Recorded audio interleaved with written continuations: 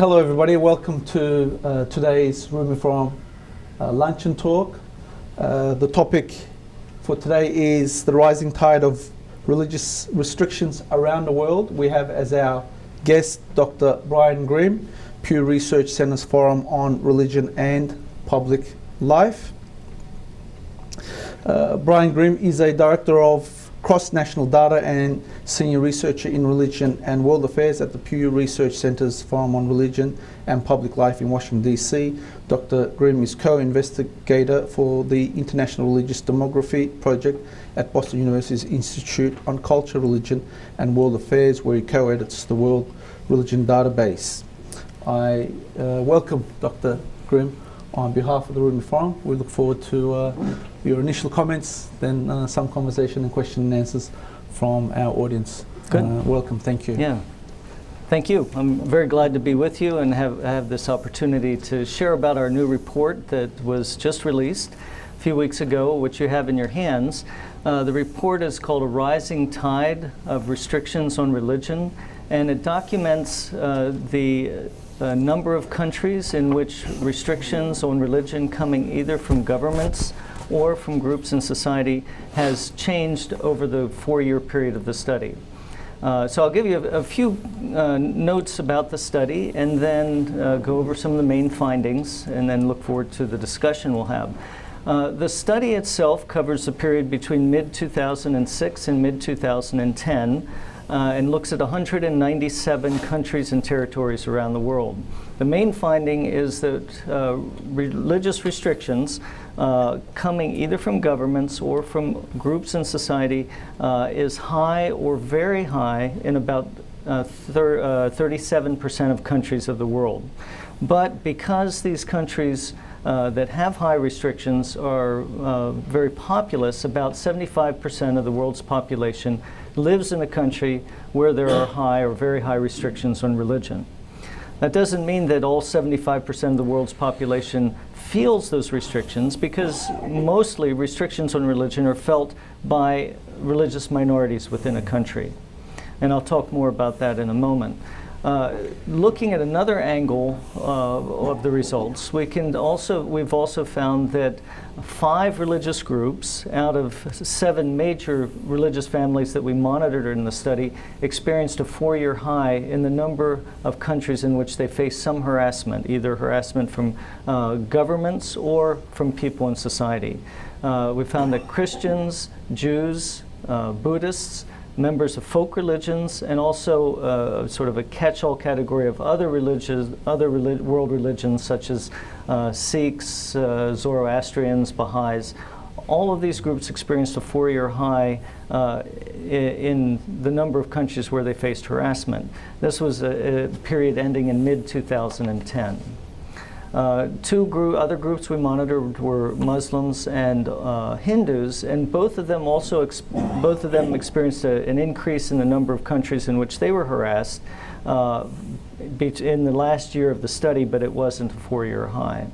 So when we talk about government restrictions and social hostilities involving religion, it's helpful to have a bit more information about the types of things we're monitoring. So for government restrictions, we look at whether the government, first of all, provides a basic framework to protect religious freedom within a country. So are the laws and policies of the government set up so that religious freedom is protected? But that tends to be a very poor, not necessarily a good predictor, maybe not a poor predictor of overall levels of restrictions, because you can have laws on the books that go unenforced. So most of the things that we look at and actually see an increase in are more at the policy levels and the actions of governments, often at the local or state level. So these can include restrictions on conversion, restrictions of the ability to change your religious belief from one religion to another, restrictions on preaching or monitoring what preachers say and censoring it, restrictions on religious broadcasting, restrictions on the religious practices of some groups. And we also look at whether or not governments look the other way when social hostilities involving religion are taking place, so that these offenses can be carried out with impunity. On the social hostilities side, we look at concrete actions of social hostilities, such as sectarian violence, religion-related terrorism, religion-related war, hate crimes, and that can take a multitude of forms, including so-called honor killings. Also, whether or not there's hostilities in society when someone converts or when someone has practices that are out of the mainstream for common, that are usually accepted in society. So these are the types of restrictions we look at in our report.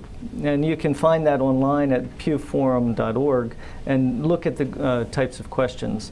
So I'd like to talk just for a minute or two about one of the main findings we highlighted in the report, and that was an increase in government restrictions on religion in the Middle East and North Africa in the period before Arab Spring.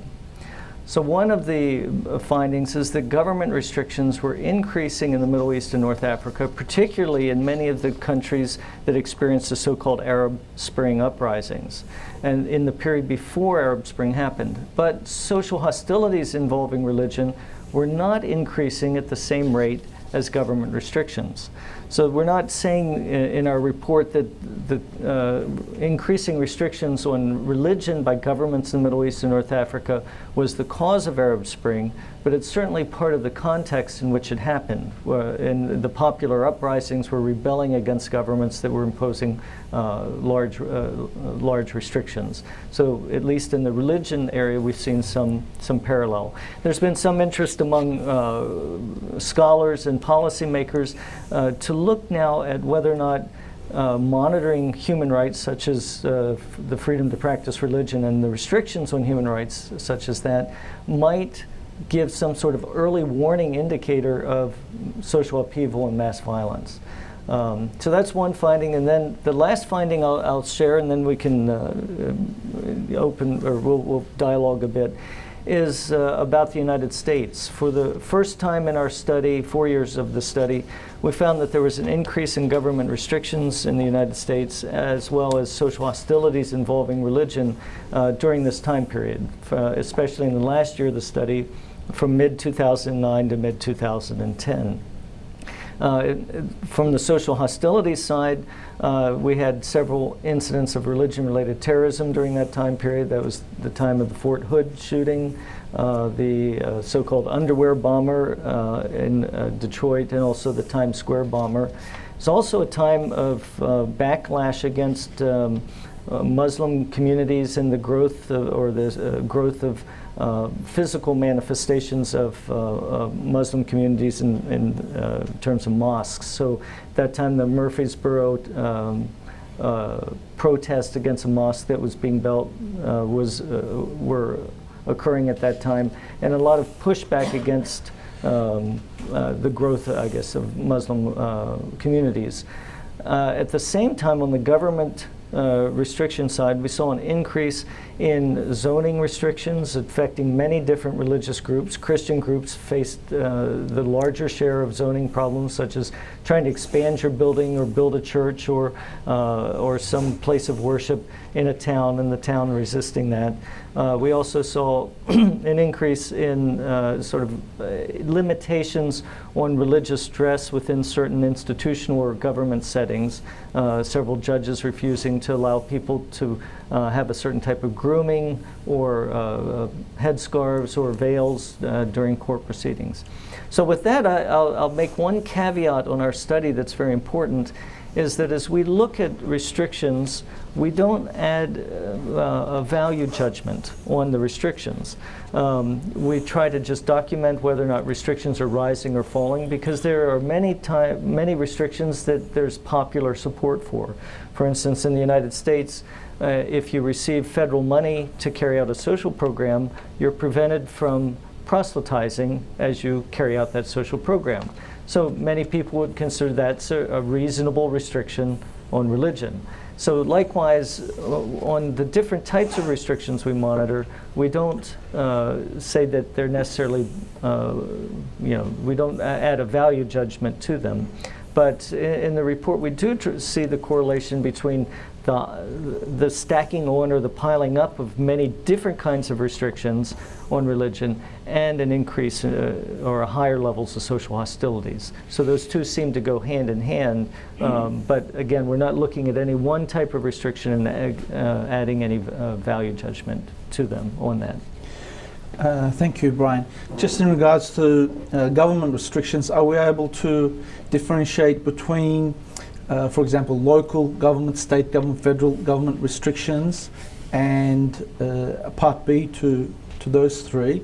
What are the causes? Why has there been an increase in restrictions, do you think? Yeah. So to give an example of the differentiation between state and national restrictions, maybe India is a good example. In India, a number of the states have what they call anti-conversion laws. And these are laws that on the book read quite normally, that you can't induce someone through incentives to change their religion. In other words, you can't buy somebody, offer money or inducements for somebody to convert to your religion. Well, that sounds somewhat reasonable, but what often happens is that when the law like that is on the books, then it's easily misused, because somebody can say, oh, well, you invited somebody to your house for a dinner, you're paying them off with food, but it may have just been a genuine act of kindness. So at the state level in India, a number of Indian states have these types of anti-conversion laws, which were started in order to protect, sort of a protectionistic step by some fundamentalist Hindu parties to keep Hindus from converting to other religions. At the national level, though, there's opposition to that. So at the national level in India, people will speak out that these conversion laws aren't necessarily in line with national policy. So that's within our study. We can see these state level actions and national actions. Do we have something similar here in the United States regarding similar differentiation between state and federally, even local, county level and state? Or? Yeah, so for one of the topics we monitor in the study are blasphemy laws. These are laws that you can't say something derogatory about God or the divine or something holy. And we find that those occur in blasphemy laws in quite a number of countries. And surprisingly, there are even some U.S. states that have blasphemy laws at the state level, but they tend not to be enforced. And one of the incidents that happened during this time period was the enforcement of a blasphemy law in the state of Pennsylvania, my home state. And this law was put into place so that you couldn't name a company some name that was derogatory towards religion. So you couldn't, use some swear words against God and call your company this. And there was a case where someone wanted to do this, and then the state courts struck down the law. So the law was proposed and passed without much fanfare, and then when it was tried to be enforced, it was struck down. So that's actually one of the interesting features of the United States system, is that there are checks and balances that are in place, including at the federal level. So for instance, in the U.S., the Department of Justice has a special division that focuses on enforcing Religious Land Use and Institutionalized Person Act that protects religious freedom, and it will look at violations within the states that occur and then bring lawsuits from the federal level to the states. That didn't occur in Pennsylvania, but it occurs in a number of instances, including the instances where people's grooming is not protected within prisons, or their religious practices are not protected.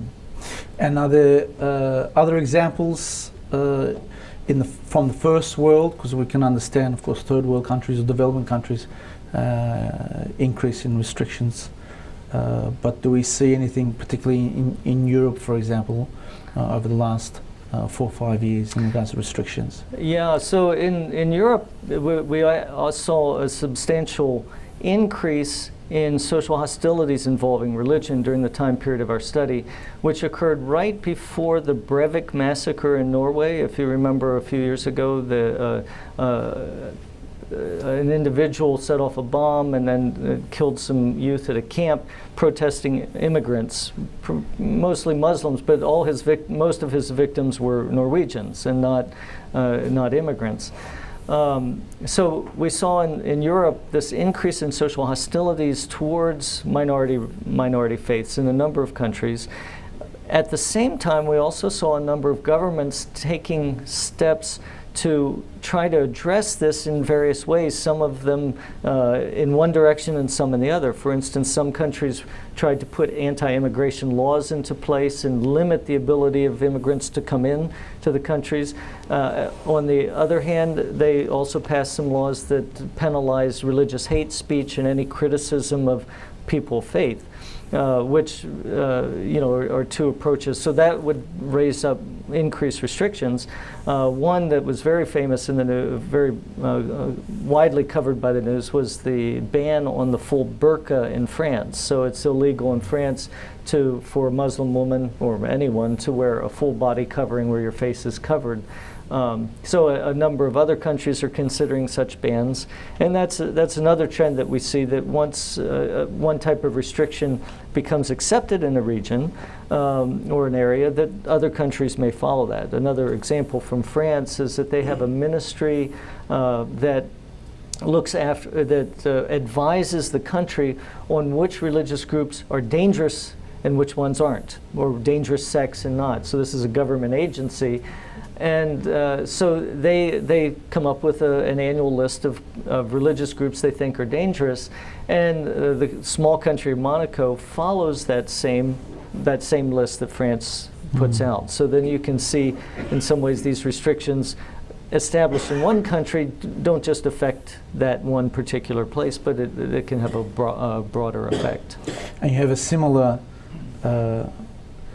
effect, and most recently globally, with the right to free speech here in the United States, affecting particularly people in the Muslim world, the Arab world, in regards to that the film that was made that insulted the Prophet and thereby insulted a large proportion of Muslims, and of course a small minority, but had a very terrible consequences. In the Middle East.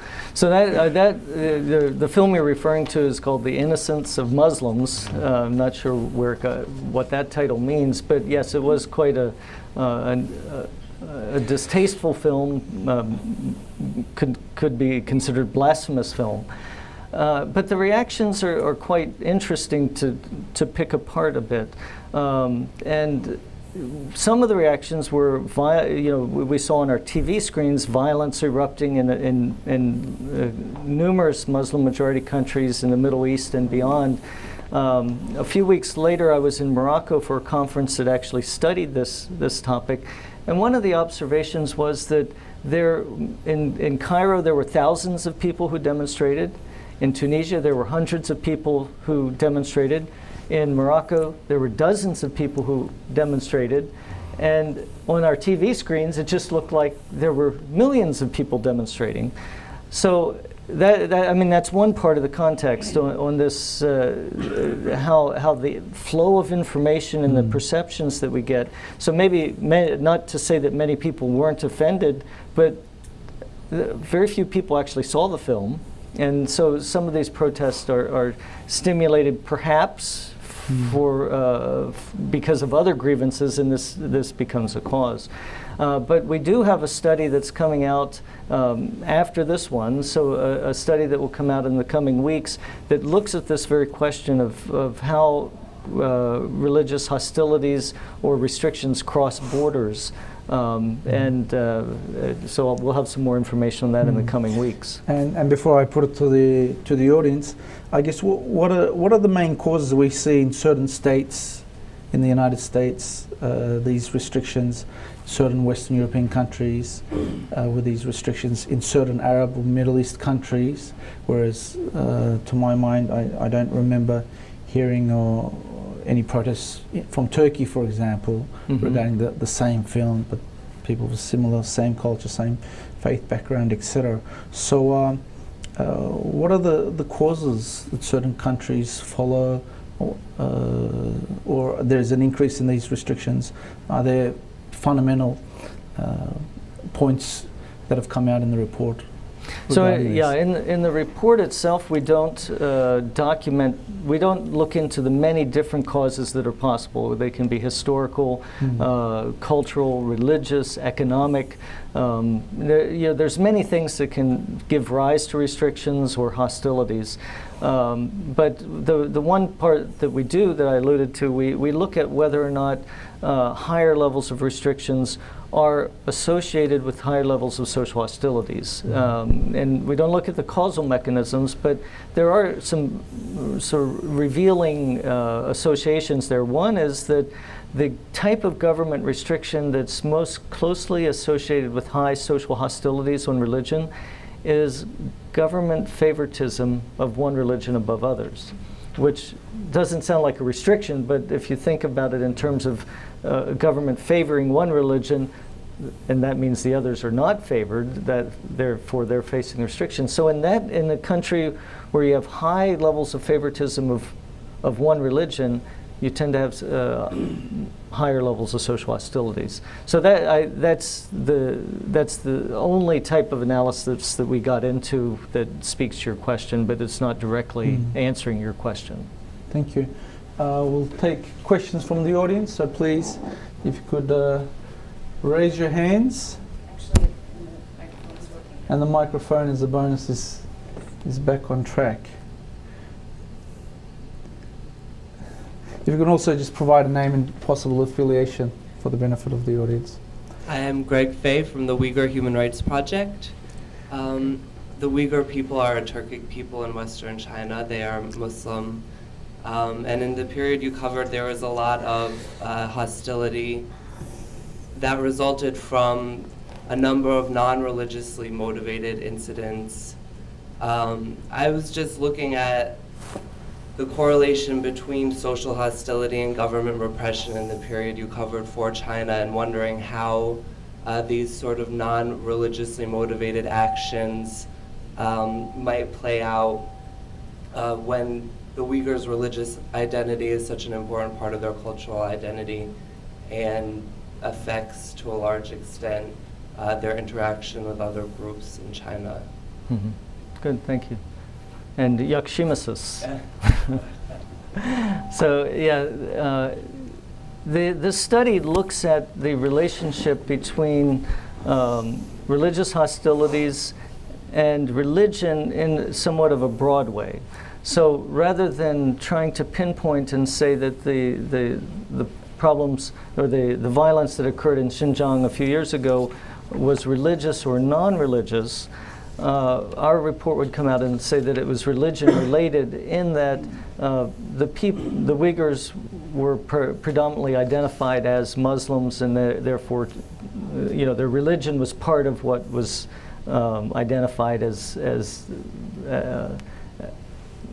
either the being abused or being the abuser, depending what the incident that was happening.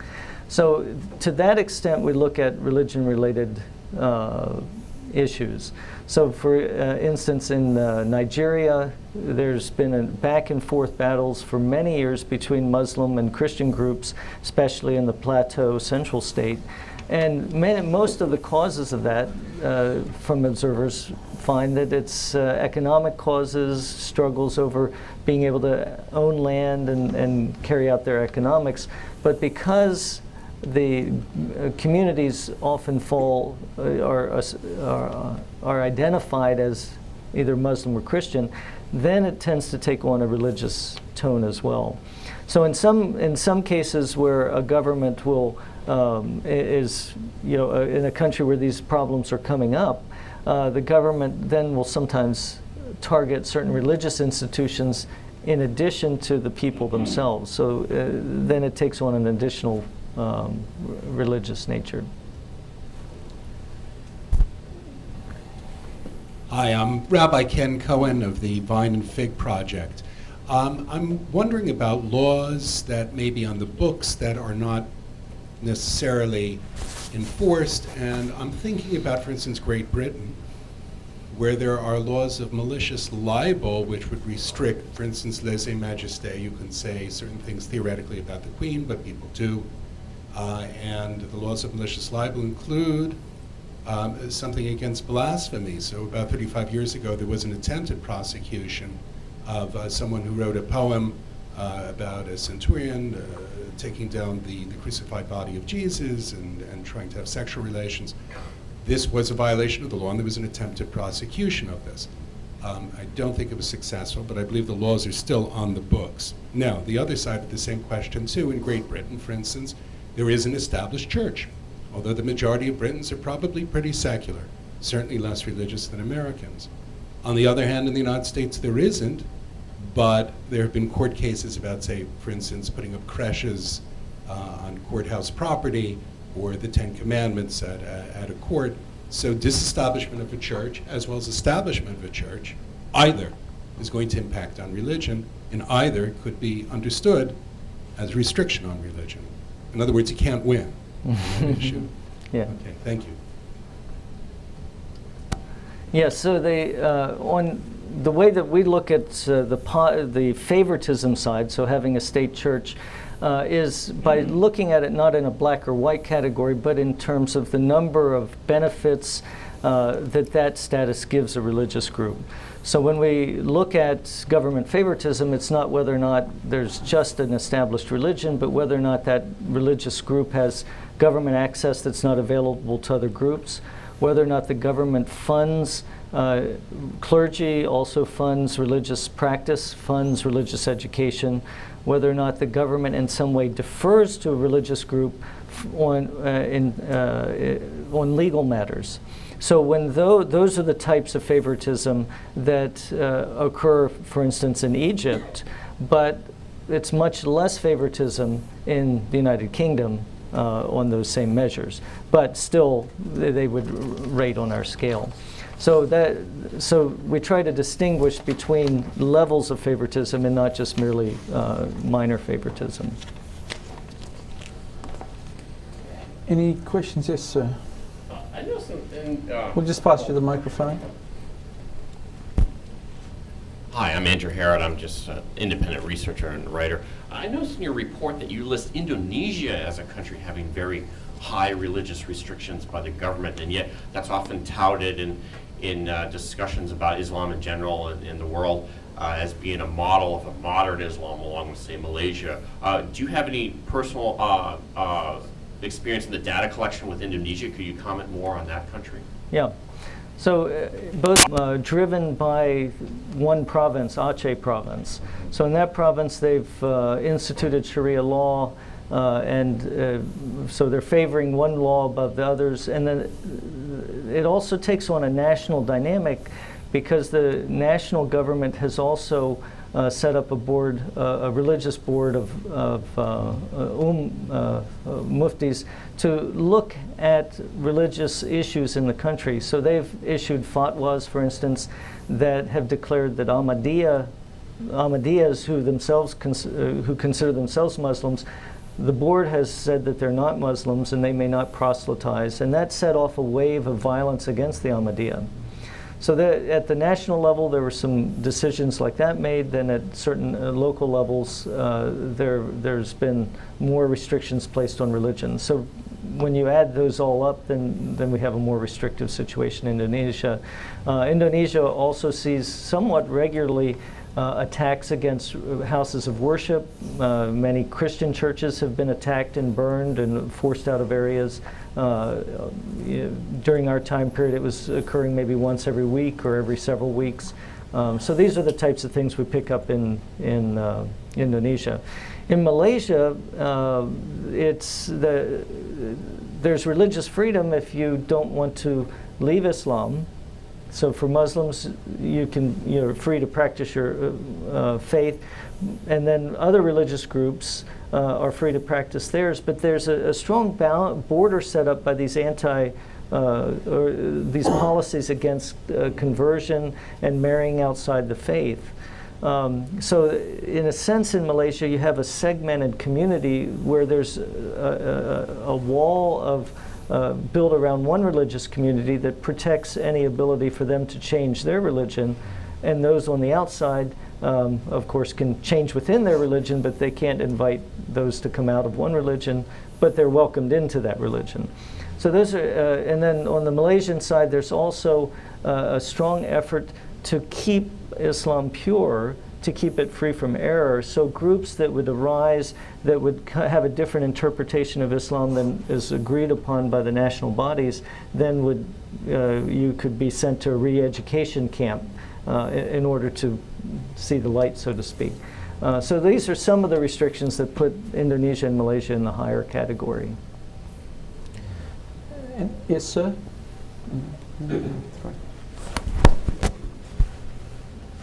Hi, Bobby Herman from Freedom House. I had a question. I want to come back. I'm familiar with other work that Pew does, and I'm curious how this fits in with, I would say, larger studies that are done on values of tolerance and pluralism. So I'm wondering, as you see this rise in social hostility, is it also correlated highly with overall in those societies a decrease in tolerance and pluralism? You had made the point before that in many of these countries where we've seen most recently the response to that dreadful film, that it was a relatively small number of people, and yet we're probably likely to draw conclusions from that about society as a whole, and I wonder if in fact that's not borne out by the study.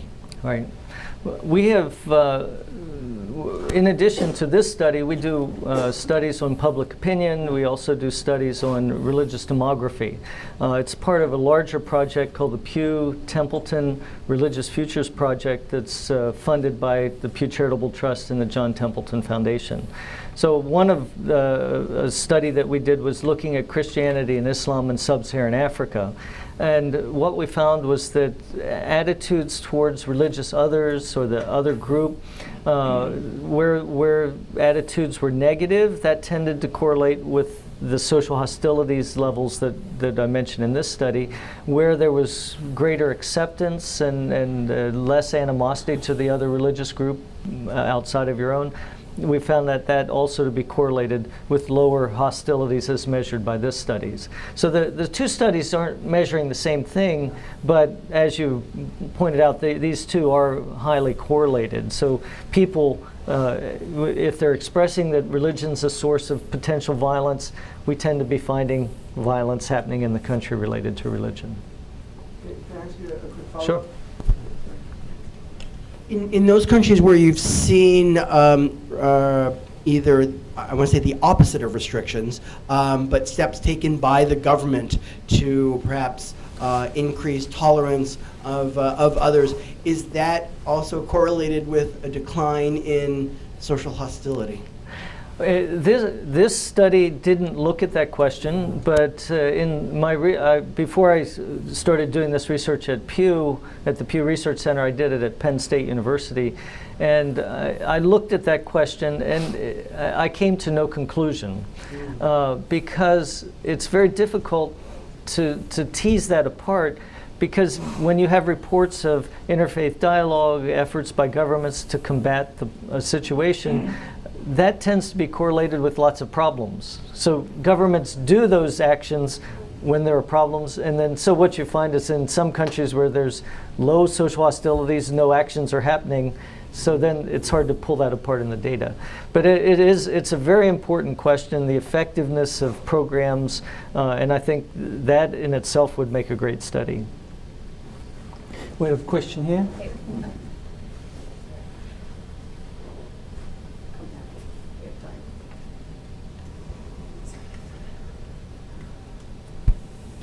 Zarina Shakir with Pacifica Network and Arlington Independent Media. And what I'd like to ask is, how does Pew decide to do these different research studies? And when you've selected what you're going to research, why are you researching this? What is the benefit for, let's say, the masses? Do you give this to the UN, to governments? and what does it really mean? And then my other question is, as I'm looking at the list of some of the names of countries here under Social Hostilities Index, I noticed that most of these countries were also colonized, and perhaps certain religions were already in play, and then others came into the country. So those two different questions. Yeah. We can just keep the microphone there for the lady behind you for the next question. We'll take the answer first, please. Oh, okay.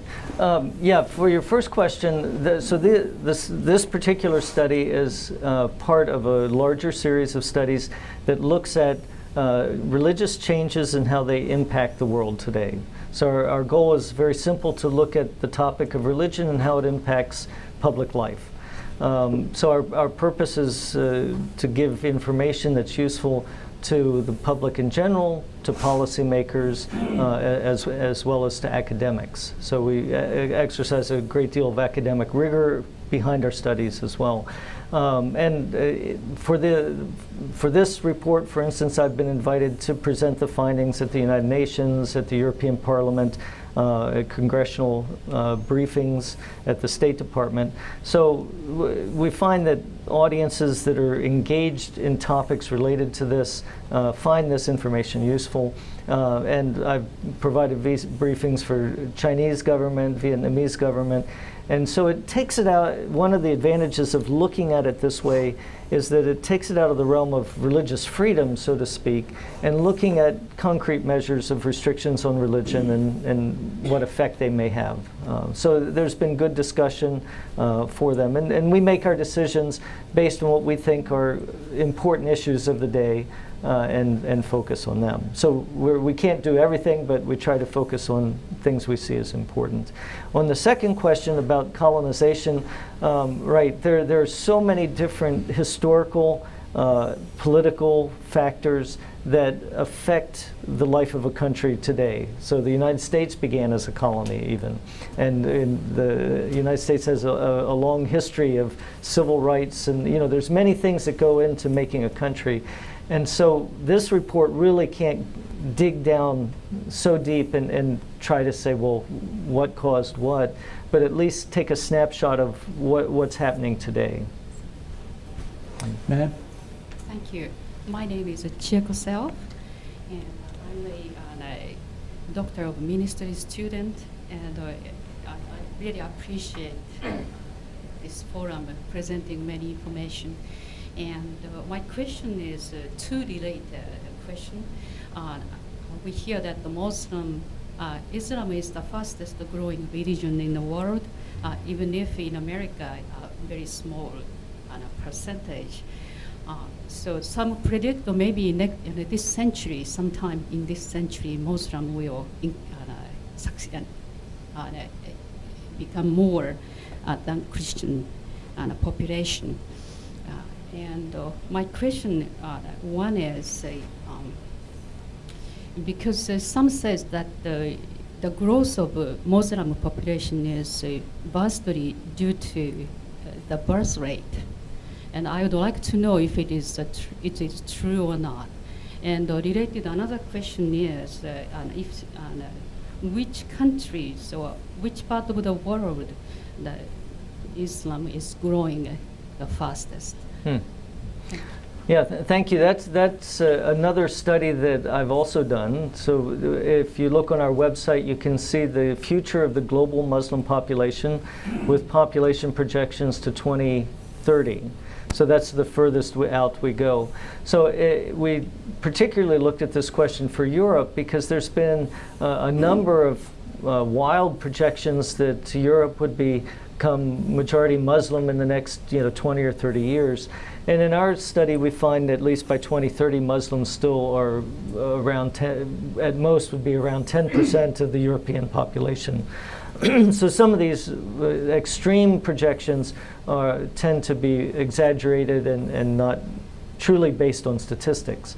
As to whether or not Islam is the fastest growing religion, remember when we don't come out and say that. We're doing a study that we'll release later this year sometime next year that will look at this.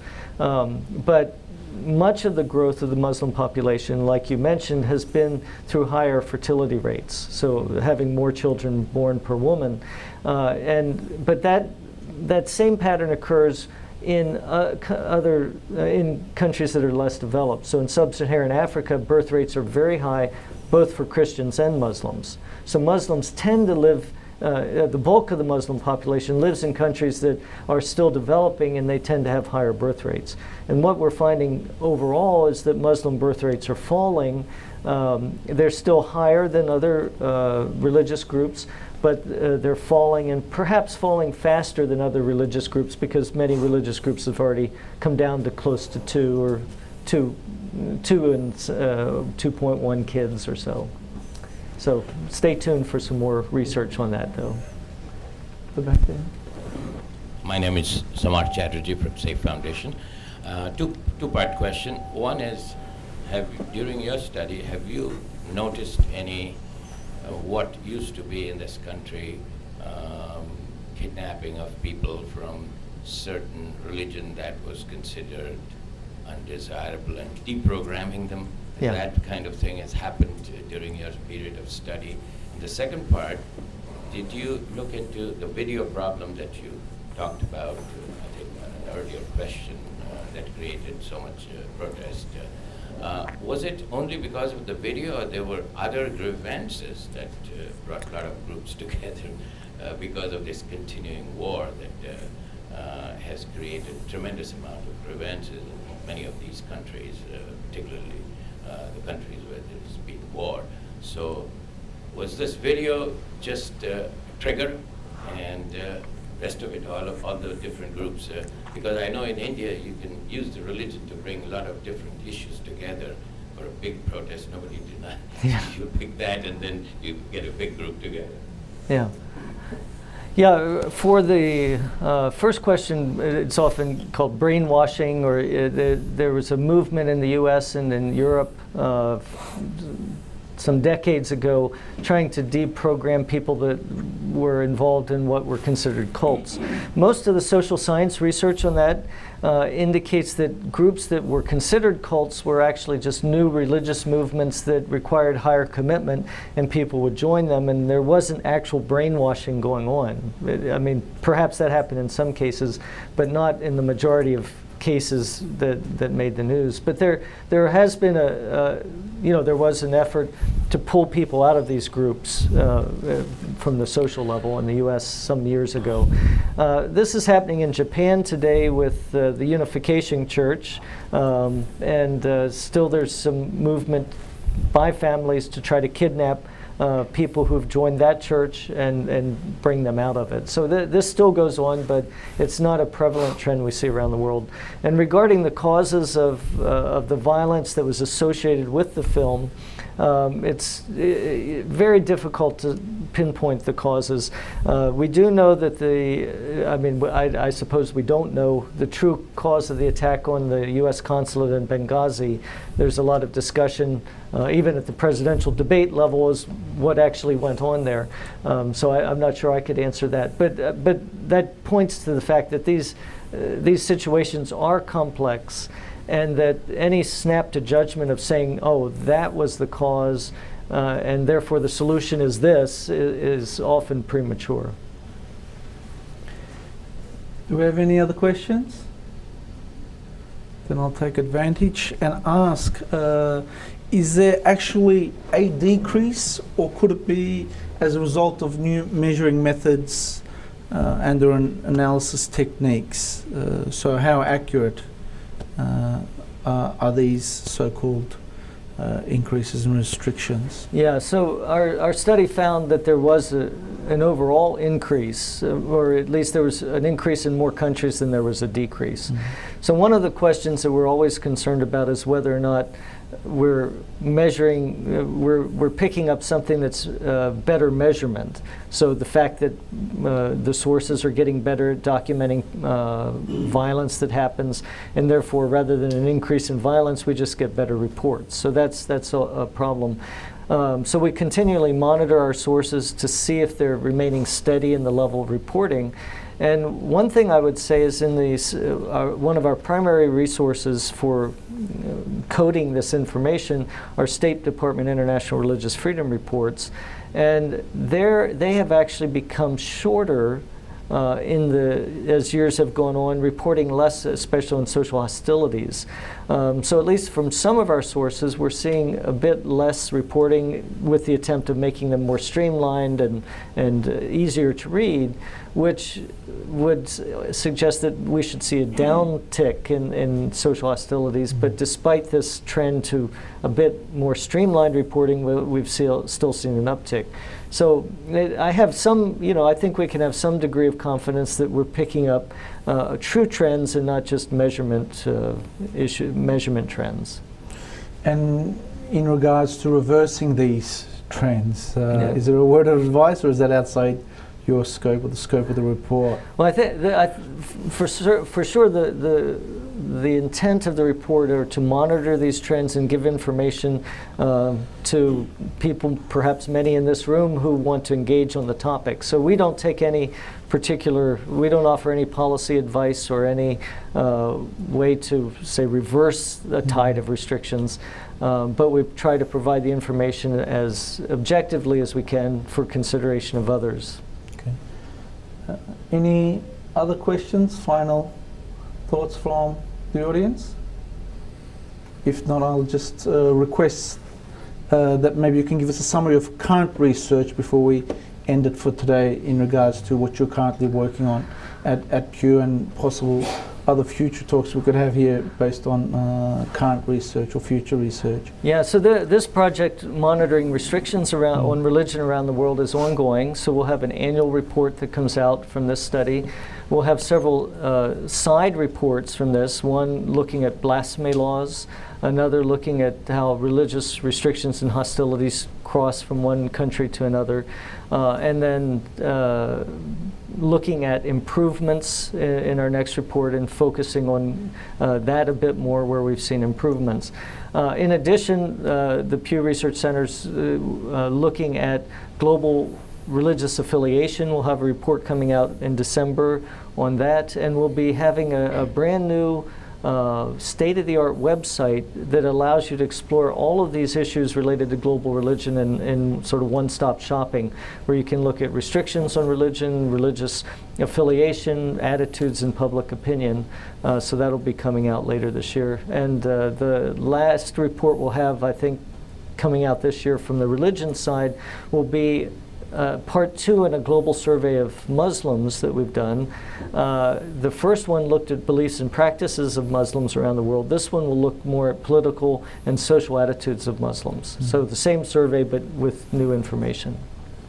Ladies and gentlemen, if you can please thank Brian for his work today. Just a final word. Our presentation here today goes to broadcast on 4 television stations, DCTV, Arlington, Fairfax and Montgomery County, so you're more than welcome to watch and or encourage your friends to. It'll be up broadcast in the next few weeks, so look out for that in local guides. For those of you that aren't members, we encourage you to sign up for our newsletter at our website, www.rumiforum.org. That's it for today. Until next time, I wish everyone a very good day. Thank you and goodbye. Thank you very much.